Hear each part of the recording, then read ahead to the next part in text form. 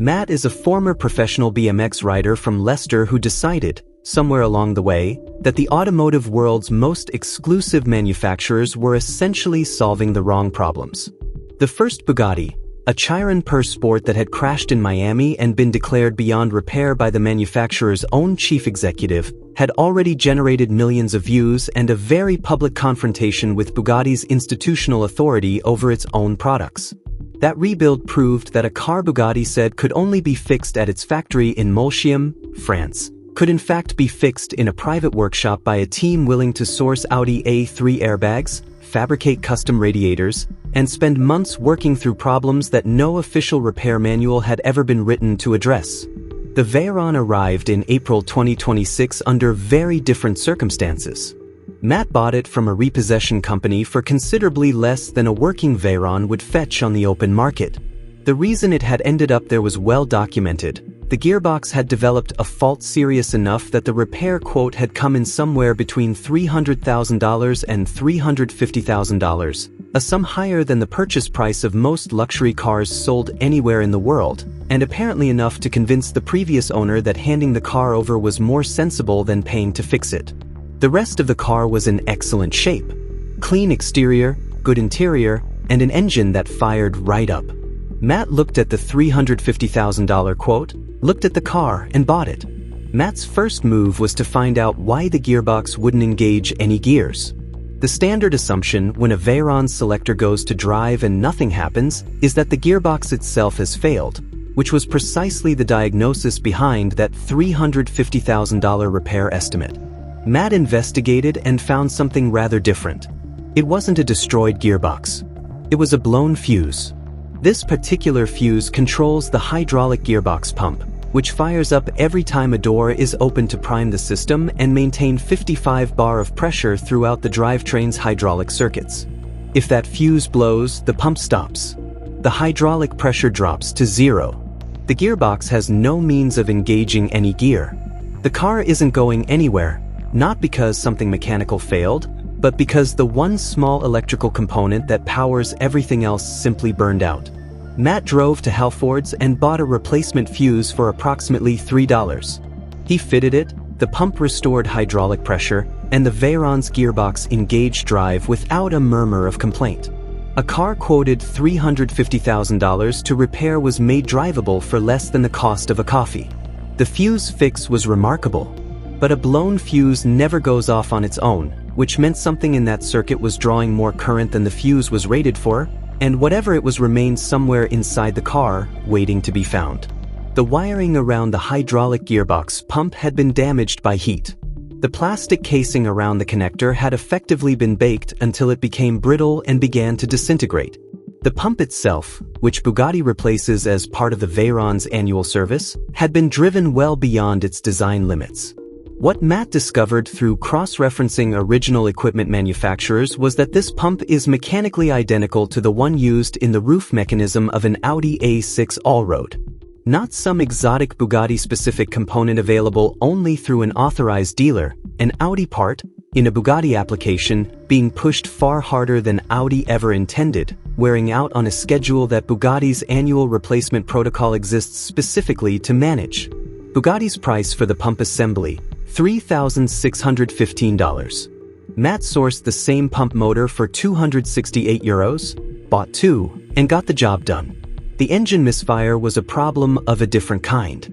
The VEYRON uses a sophisticated ion sensing system to detect combustion quality through the spark plugs, and the misfire Matt was chasing was primarily localized to cylinder 16, occasionally spreading across the entire left bank of the W16. He systematically swapped coil packs and spark plugs between the left and right banks to isolate whether the fault lay in the coil packs, the plugs themselves, or the ion sensing modules that translate combustion data to the ECU, modules rumored to cost $9,000 each on an engine with 16 cylinders and 4 turbochargers. A separate smoke test revealed a pinhole leak in the radiator caused by a stone impact. Replacing it properly requires stripping the entire front end of the car, wings, headlights, possibly the front suspension frame. Matt used a chemical stop leak treatment instead, running the system to temperature so the compound could cure at the leak point. Bugatti purists would have looked away. Matt had no alternative, especially since Bugatti had already made its position on parts supply quite plain. Matt called Bugatti London. No answer. He tried the service department and the parts line. Nothing. He called Bugatti Paris and reached an automated message directing him to call back during business hours. When it was business hours, he worked through every extension he could find at multiple dealerships, leaving messages that nobody returned and holding on lines that never connected. Then he tried the sales department. The phone rang twice before someone answered, and a representative called him back within minutes. The contrast was stark and, once he pointed it out on camera, impossible to ignore. If you wanted to buy a Bugatti, the phones worked perfectly. If you already owned one and needed help, they did not. To make the point concrete, Matt rang Pagani of Manchester as a live comparison. They answered on the first ring. When Bugatti Manchester finally returned his call the following Tuesday, the news was not good. The fuel pump control module, identified by Matt through live diagnostics as the cause of the car's starting problems, was in stock at Bugatti's factory in Molsheim for £45,000. The part would need to be fitted by Bugatti technicians. Under no circumstances would it be supplied to anyone outside the authorized network. As Matt researched the part number, he found a recall document Bugatti had issued affecting 72 VEYRONs, requiring replacement of the fuel tank control unit with an upgraded version. His car already carried that upgraded version, meaning it had received the recalled part at some point in its history, and that replacement had now failed regardless. Whether Bugatti would treat this as grounds for a goodwill repair was a question for when the car arrived at their facility. Before sending the car anywhere, Matt turned his attention to something he could control: the annual service. Bugatti recommends changing all of the VEYRON's fluids once a year, a task that costs around $27,000 when done through official channels, partly due to the 16 drain plugs distributed throughout the car's dry sump lubrication system, and partly because the process requires Bugatti technicians to perform it at a Bugatti facility. Matt ripped the car apart and started sourcing the parts himself. The gearbox accumulators, the same units used on the Volkswagen Lupo, were priced at $1,235 through Bugatti. He bought the Volkswagen equivalents for £200. The gearbox pump motor, $3,615 from Bugatti, €268 from an Audi supplier. The spark plugs cross-reference directly to NGK through a Volkswagen part number.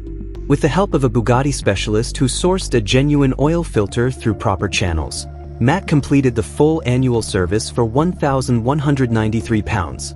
Against Bugatti's quoted figure of $27,000, that number is not simply impressive.